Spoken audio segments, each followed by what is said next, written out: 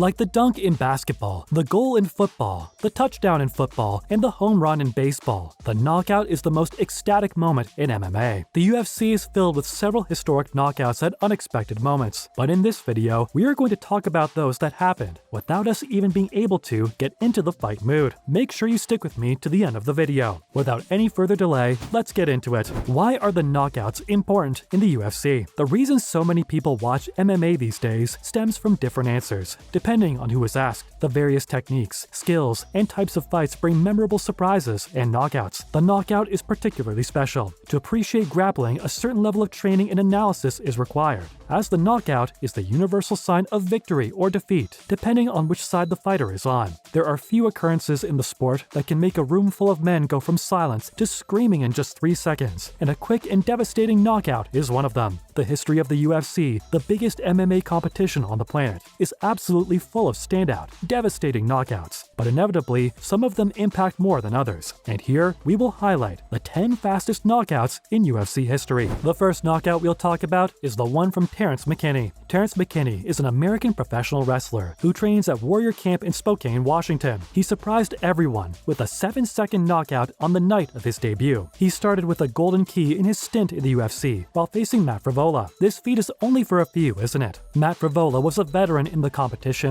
and lost to the rookie. Terrence made history in the lightweight division, having the third fastest knockout of all time. The fight was decided with a few blows, landing a jab with his right hand. This was enough to knock the opponent to the ground. The movements were so fast that there was still time to throw some punches with Frevola on the ground. The referee stopped the fight and gave the rookie the victory. While celebrating, Terrence climbed onto the railing to celebrate with the audience and ended up falling and hurting his knee. The injury was serious, and he needed help getting out of the octagon. How much more for enthusiasm? Next is the Makwan Murakami knockout. In January 24th, 2015. In Stockholm, Sweden, Makwan Murakami had a UFC debut to remember. The Finnish prospect was taking on UFC veteran Andy Ogle, who was on a 4-fight losing streak and fighting for his job. To begin the fight, Murakami sprinted at Ogle and landed a flying knee that wobbled the veteran. He then landed a brutal uppercut that dropped him and finished him via ground and pound only 8 seconds into the fight. The fight also marked Ogle's last ever professional MMA fight. The next knockout in our list is that of Ryan Jimmo. Although Terrence McKinney broke a record for a 7-second knockout, it was historic for his division. After all, in other years, there were fighters who had already accomplished the feat. An example is Canadian Ryan Jimmo, who knocked out Anthony Parrish in 2012 in what was very similar to the McKinney scam. With just a straight jab, Ryan knocked his opponent down in 7 seconds. When he beat Anthony, the Canadian was in the UFC light heavyweight division. Today he is retired, but he remained active for a long time, between 2007 and 2016. Ryan reached records during his career. It was not for nothing that he was called up to The Ultimate Fighter. Despite his brilliant career, his UFC debut was very different from Terrence's. When facing Carlos Vemola, the fighter ended up getting injured and was forced to leave the competition.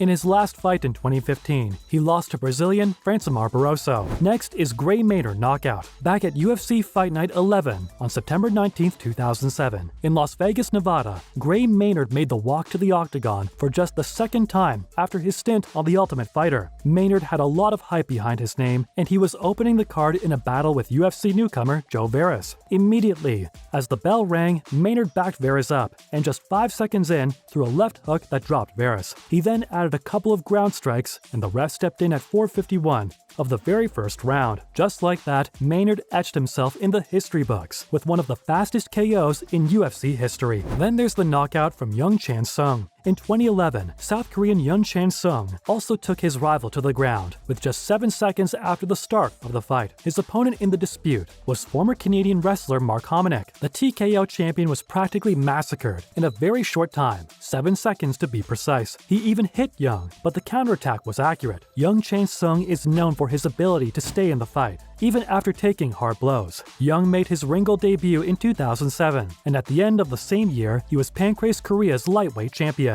The South Korean had 17 wins, including against Brazilian Renato Moicano. His most recent match was against American Dan Ige, who he also won. On the other hand, he lost to Jose Aldo in Rio de Janeiro in 2013. The Zombie is still active and apparently won't leave the ring anytime soon. Next up, Todd Duffy knockout. Another record holder of the 7 seconds is the North North American Todd Duffy, who later became part of the UFC heavyweight division. The fighter trained at the American Kickboxing Academy in San Jose, California. In 2009, when facing Canadian Tim Hague, he knocked out the opponent in record time. A sad curiosity is that Tim Hague, a fighter knocked out by Todd, died in 2017 after being knocked out during a fight with Adam Braidwoodham, suffering a brain hemorrhage. The fighter was only 34 years old. His death caused new rules to be created for the sport. Next is Don Frye knockout. Back when the UFC was still doing one-night tournaments, Don Frye had a perfect opening night. At UFC 8 on February 16, 1996, Frye fought Thomas Ramirez to begin the tournament. Ramirez was considered a heavy-handed KO artist,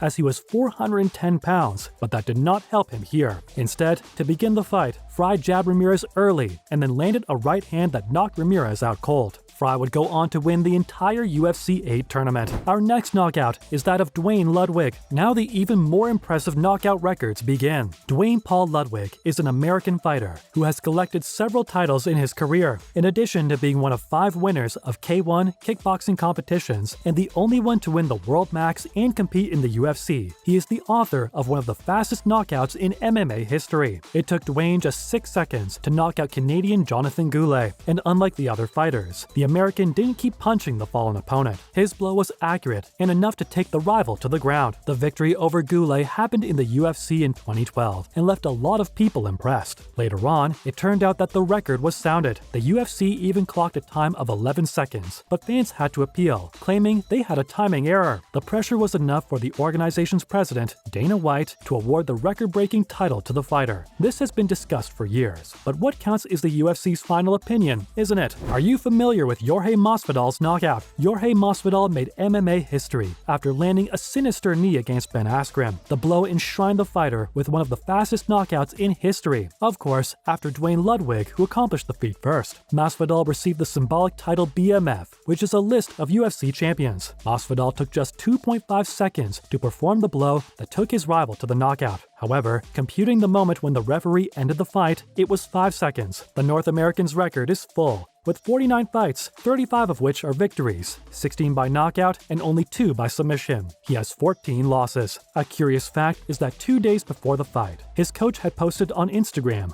a video of the fighter performing the blow. After winning the match, Masvidal declared that he realized his opponent was eager to go after him, so he used that to his advantage and placed both hands behind his back, as if he was waiting for the attack. That is, he bluffed and got the better of it. Wrapping it up, we have Conor McGregor knockout. On December 12, 2015, in Las Vegas, United States, UFC 194 was held, where the controversial McGregor eliminated Aldo. In this way, the Irish managed to end Aldo's side and became one of the biggest stars in MMA. How did it all happen? Once the fight started, they both headed downtown, and when McGregor saw the opportunity, he took it. With a blunt blow with his left hand, he managed to fade the legend. That concludes today's video. If you found the video helpful, please do consider giving us a thumbs up, and don't forget to share the video with your friends and family. See you next time.